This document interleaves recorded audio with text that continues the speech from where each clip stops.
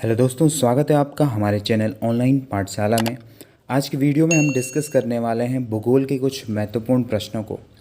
पहला प्रश्न है, ग्रेनाइट किस प्रकार की चट्टानों के उदाहरण हैं?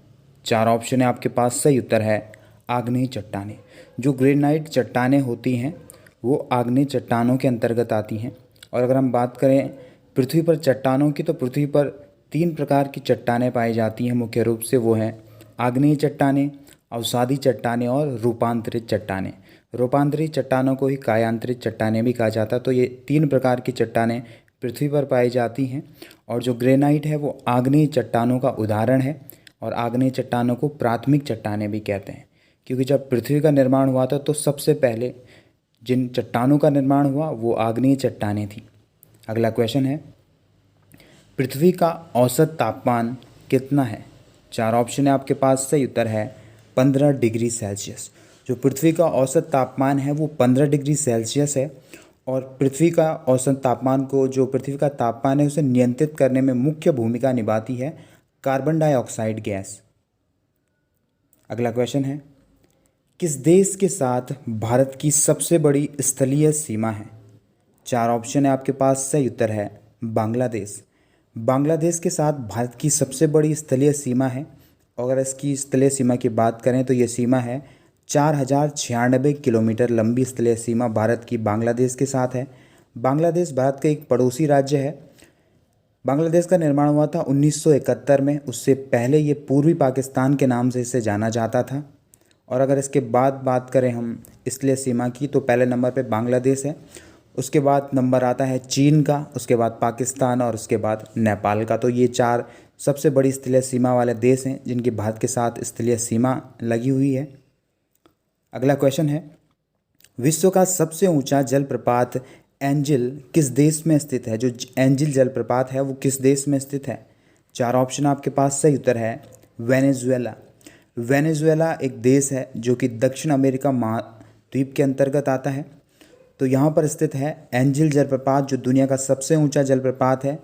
इसकी ऊंचाई है 979 मीटर इसकी ऊंचाई है एंजिल जलप्रपात की। अगला क्वेश्चन है, पृथ्वी की बाह्य परत में किन धातुओं की अधिकता है? चार ऑप्शन आपके पास। सही उत्तर है सिलिकॉन और एल्यूमिनियम।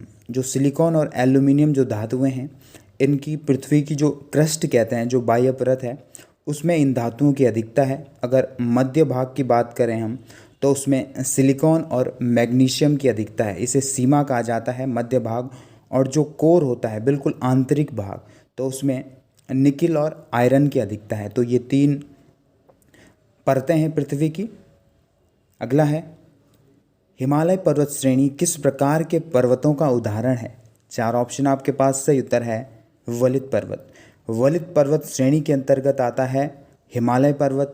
दुनिया की जितनी भी बड़ी बड़ी और ऊंची लंबी पर्वत श्रेणियां हैं वो वलित पर्वत का ही उदाहरण है। चाहे वो एटलस पर्वत श्रेणी हो अफ्रीका की, चाहे वो एंडीज पर्वत श्रेणी हो, तो जितने भी बड़े पर्वत हैं वो सारे के सारे वलित पर्वत के उदाहरण हैं। जो ये वलित पर्वत होते हैं, इनमें निरंतर इनका विकास होता रहता है, क्योंकि इनमें संपीड़न बल लगता है, जिसके कारण इनमें निरंतर प्रसार होता रहता है। और इन्हीं पर्वतों के अंतर्गत भूकंपीय घटनाएं भी होती रहती हैं। अगला क्वेश्चन है, भारत का पहला परमाणु विद्युत संयंत्र तारापुर किस राज्य में स्थित है? चार ऑप्शन है आपके पास। सही उत्तर है महाराष्ट्र। महाराष्ट्र में स्थित है पहला परमाणु विद्युत संयंत्र तारापुर। इसकी स्थापना हुई थी 1969 में यूएसए की मदद से, अमेरिका की मदद से 1969 में तारापुर विद्युत संयंत्र की स्थापना की गई। अगला क्वेश्चन है, पिग्माइट किस धातु का प्रमुख अयस्क है? चार ऑप्शन आपके पास। सही उत्तर है अभ्रक। अभ्रक का प्रमुख अयस्क है। अभ्रक को माइका भी कहा जाता है।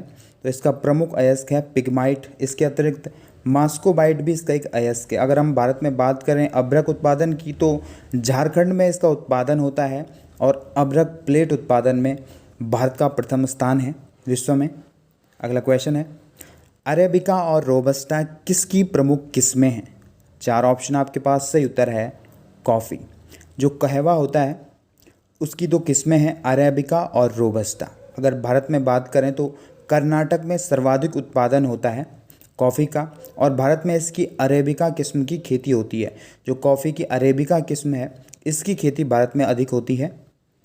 अगला क्वेश्चन है, भारतीय गन्ना अनुसंधान संस्थान कहाँ पर स्थित है?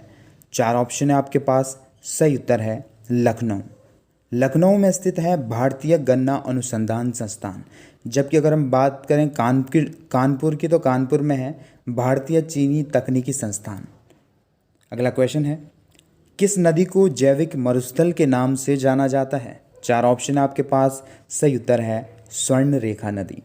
स्वर्ण रेखा नदी को जाना जाता है जैविक मरुस्थल के नाम से, क्योंकि जो स्वर्ण रेखा नदी है ये झारखंड जो राज्य है वहाँ पर छोटा नागपुर का पठार है क्षेत्र, वहाँ से निकलती है।